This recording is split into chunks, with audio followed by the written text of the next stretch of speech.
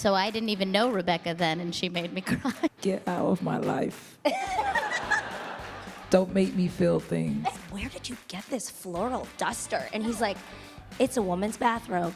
Are you one of those people who's like, oh, laundry is so meditative? It's relaxing. But she was also based off of a stuffed animal, of a stuffed rabbit that I left in the garden when I was a kid.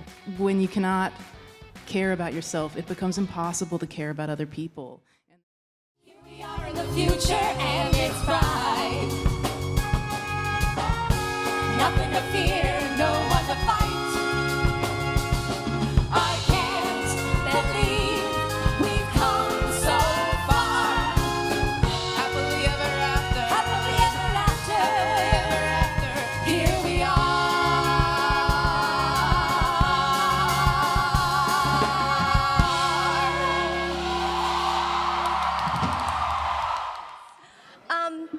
So, Rebecca, the style of Spinel is a little bit different than some of the other characters you've created. So what was your inspiration for Spinel?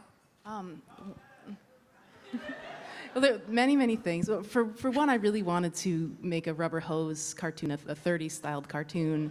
I'm a huge fan of that particular style of animation, but I didn't want to just do it. I wanted it to be a part of who the character was. So the fact that she's been frozen in time and that she doesn't quite know how to interact with modern cartoon characters is actually part of her story. It's like Encino Man, but Yeah, with Spinel. Just kidding.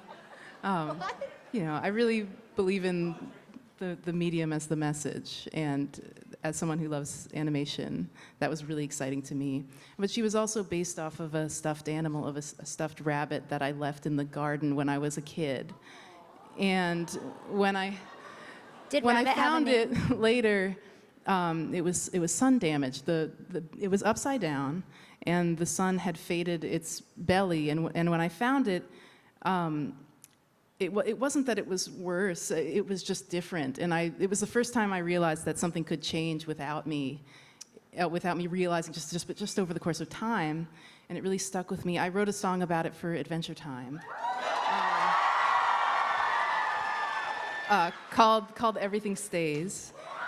And then partway through the movie, as I was working on Spinel, it hit me like a ton of bricks. Like, oh my God, I'm writing about this again. Like, this is really... This really stuck with me, so she's very much based off of that. How many times has Rebecca Sugar made you cry? Deedee, you want to go first? How many episodes are there in the show? 162. Oh my. Really? 162 times. And many of those were tears of joy. Yes, oh yes. But mostly the ones, for me personally, the ones where I'm either singing or speaking to Stephen, or our moment in the kindergarten. Mm-hmm. That was that the kindergarten? That was the kindergarten. The kindergarten. My yes. my home. Your home. Mm. Yeah, singing the duet for the movie.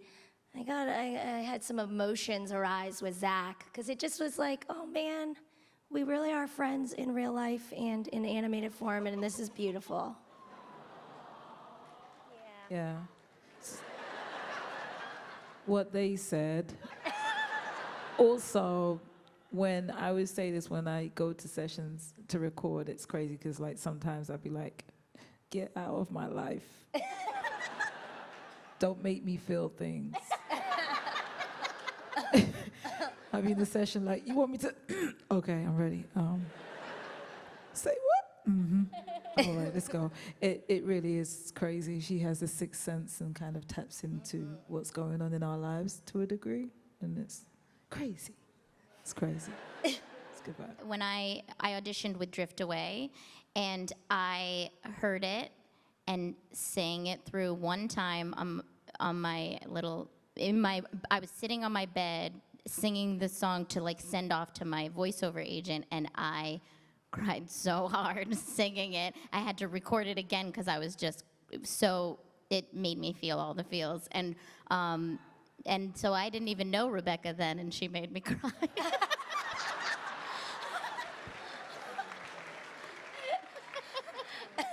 but it's good. You gotta, get it out. Gotta get it out. I hope it was cathartic.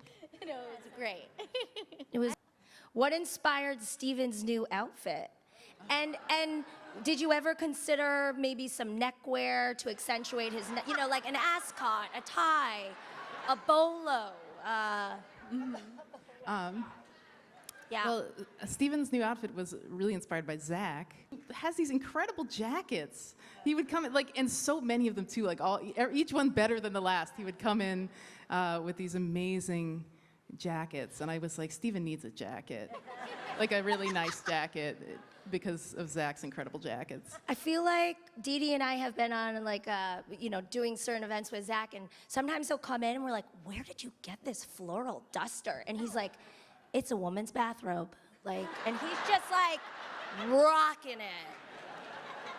Amazing. What would the gems do for self-care? Ooh. That's a lovely, lovely question. Do you know what you would do? Do you know what Spinel would do for self-care? Oh, God. Sorry to put you on the spot like that. I don't know. I feel like Amethyst would eat, sleep, make messes, and time how quickly it takes Pearl to then clean it up, I feel like that's kind of a game.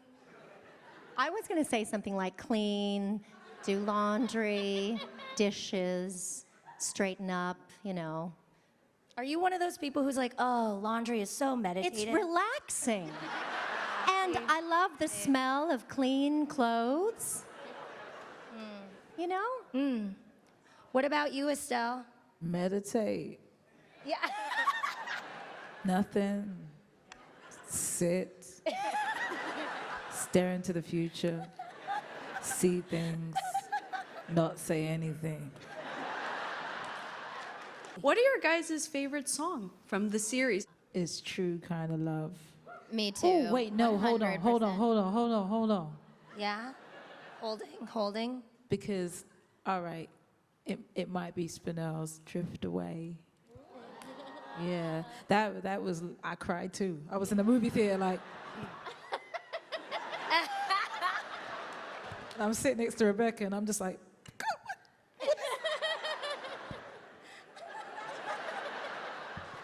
feel nothing, it's fine. Oh, I've been listening to the soundtrack a lot in the car, and it's something that, man, it never gets old. And Deedee and I were talking about this a little bit yesterday, but I feel like every time I listen to it, I relive the movie. You've done such an amazing job with that, but there's one song that I always have to go back to, all the harmonies with the diamonds, the Come Let Us Adore You. I mean, butter.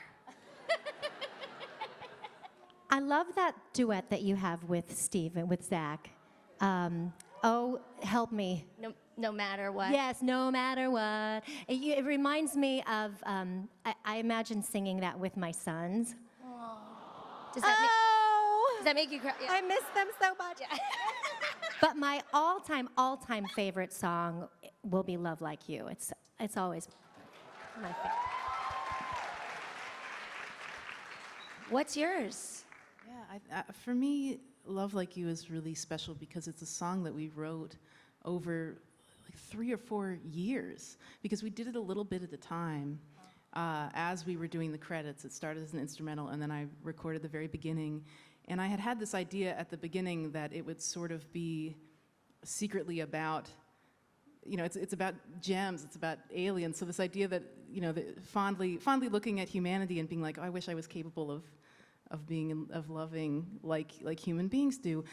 And then through the middle of writing it, I was sort of having a really difficult time with the show, kind of fighting for the stories we were fighting for at the time, and just really being overwhelmed by it. And sort of became this little bit self-deprecating middle verse. And over the course of that, I realized, this is years later, I'm realizing that what I was writing about at the beginning is not secretly some sci-fi concept. It was just that when you cannot care about yourself, it becomes impossible to care about other people. And this struggle of trying to, this like impossible situation where you're aspiring to love like the people that you love, but you can't because you don't love yourself in that way, and just how impossible that is. I didn't even realize that's what the song was about until we finished it, and then that became the final piece. And then when we put it all together, I remember Ivy and Sarashi sent me the final piece they had constructed all those long U's. At this point, the lyrics had all been written, the song had been written, and we'd gone through the series. We'd sort of secretly moved away from that as the credit song, and then we kind of swept back into it at the very end. And they sent me this new ending with these long, long U's, and I just completely lost it because I just felt the finality of this whole arc that we'd been through together. I can't imagine another situation where I would write a song over like 4 or 5 years, honestly, and inside of it is trapped my realizing this about myself and what we had been writing about all along. So Love Like You was really, really special to me.